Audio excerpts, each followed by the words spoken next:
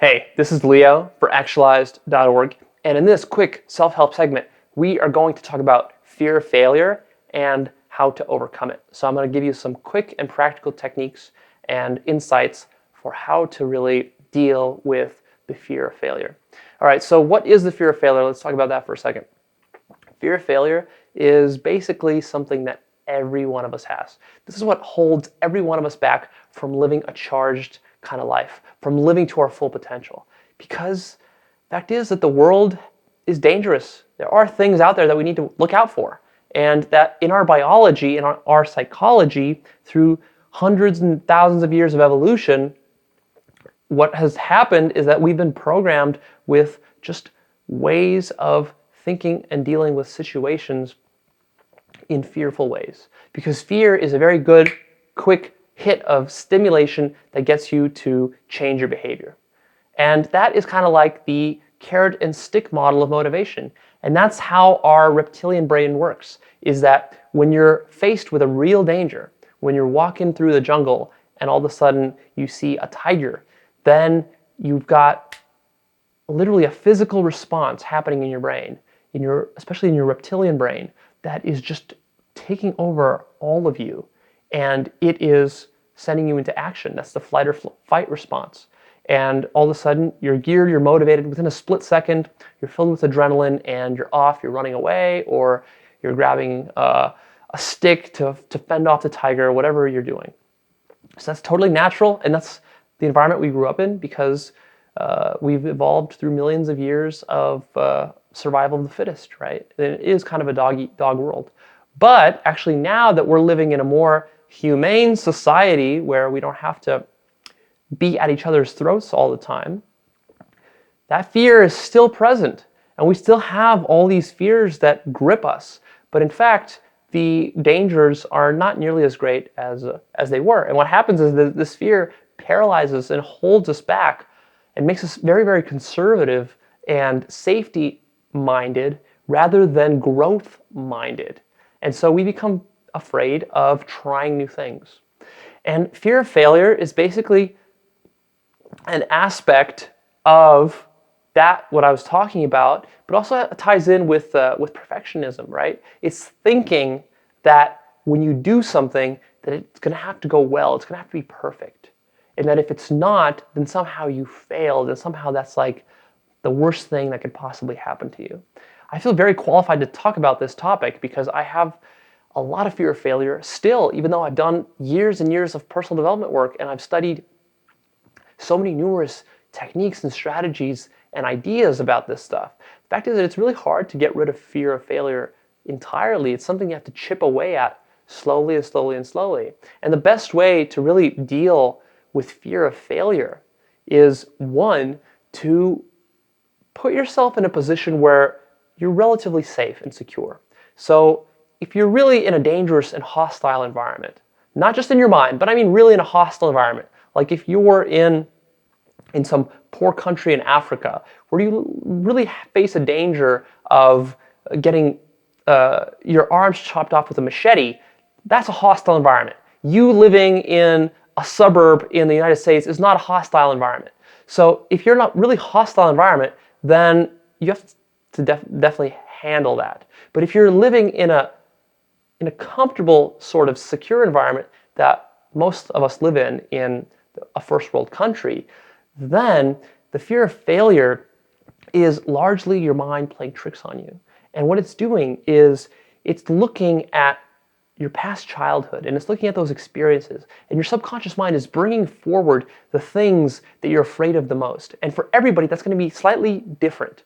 So maybe you were raised in a family where you were always told that you have to be a certain way, otherwise you're not going to be loved. And so now you have a real fear of disappointing people.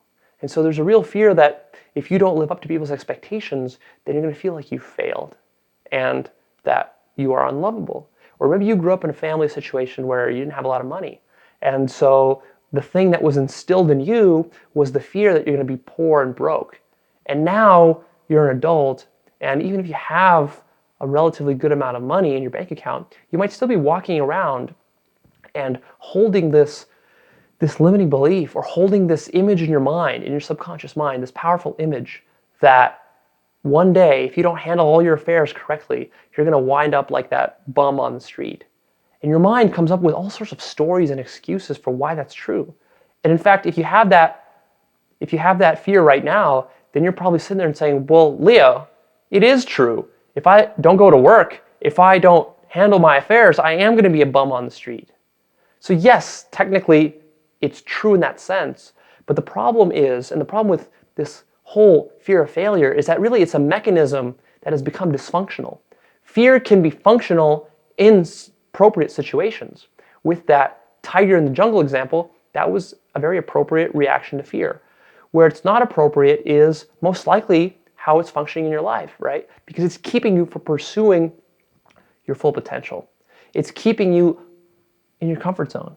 So for example, maybe you feel like you should step it up at work and go ask for that promotion, or maybe ask for a raise, but you have a fear of failure. Well, what if I go and I ask for that raise and they tell me no?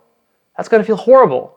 I'm going to get rejected. And what if not only did they not give me the raise, but what if they tell me that they're firing me now because I was too bold in going up and asking for a raise? Well, see what's happening there is you're creating this worst case scenario. And what's happening is that your lower self, that very conservative side of you, is taking that scenario of you being a bum on the street, and it's magnifying it, and it's having you just like spill into every aspect of your life, in all the thinking that you do about your life.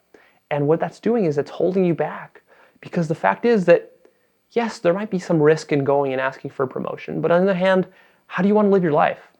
Do you want to live your life in constant failure? Or do you want to live your life going out there and pushing your comfort zone, trying new things? Here's the trick about failure, is that failure is actually good. Failure is not as bad as your mind makes it out to be. Failure is how really successful people get successful. It's not that they're born successful. It's that they go through a process of trial and error, making lots of mistakes, failing many times, to learn those hard lessons, to get those lessons wired into their brains. And then they can have the success that they have because they've tried it all. They failed so many times, they don't care anymore. That's kind of what you need to do, is you need to numb yourself down to this idea that failure is bad. It's not bad. In fact, I can bet you that if I was with you right now one-on-one and I asked you, tell me about a time in your life where you really, really struggled a lot and you failed a lot and you still kept with it, but you failed so many times, you just tried so many times, you kept failing and failing and failing and failing, but you just kept with it, and you just kept with it, and you just kept with it. What we'll probably find is that actually led to something very positive in your life. Because what happened through that process is that you learned something. Through that failure process, eventually you came out with some new insight. You came out with some new skill set. You came out with some new asset that you created, or maybe a relationship that sprung out of that, something positive. And that came out of the direct result that you got understanding by doing this trial and error process. And that is how learning happens, through failure. When a little child starts to learn how to walk, what does he do? He doesn't say to himself, well, what if I fail? What if I take that first step and it doesn't work? He's not conscious of that at all. If he had that kind of mindset, none of us would ever walk. Fortunately enough, when you're at that age, your instincts kind of just kick in and you start walking, you start experimenting, but what you see them doing is you see them struggling and trying and falling down and going again and again and again, but they're getting enjoyment out of it. And it's kind of like a game. It's like a fun challenge, right? Fun challenge, they're trying it out, even though maybe sometimes they land on their ass, they get hurt, they get bruised, they slip, they chip a tooth, whatever, knock their head on a bench, but like they're learning through that process. And that's necessary. So this idea that you fear failing in your career, in your business, in your relationship, so what? So what if you fail? Nothing that bad is going to happen, right? And think about it. If a friend came to you right now and he was really, really anxious and neurotic about failing on some some project that he's working on, or like really screwing up a conversation with somebody, or giving a speech and like making a fool of himself, or whatever else, what would you tell him? You would tell him exactly what I'm telling you. Is you tell him, how important is it in the grand scheme of things if you bomb that test, if you bomb that relationship, if you bomb that speech, if you bomb your marriage? It's really not that important. And some of these things, I want to make sure that I'm being clear here. I'm not just saying little things. I'm saying all things. I specifically said something like a marriage because a marriage is a big thing. And most people would say, well, you don't want to bomb your marriage. And I'm not saying that you should deliberately, but I'm saying that in the end, you're going to do your best.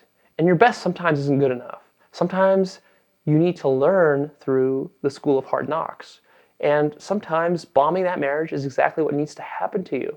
And you know what? There's nothing that bad about it. In the end, you're making out to be too big of a deal.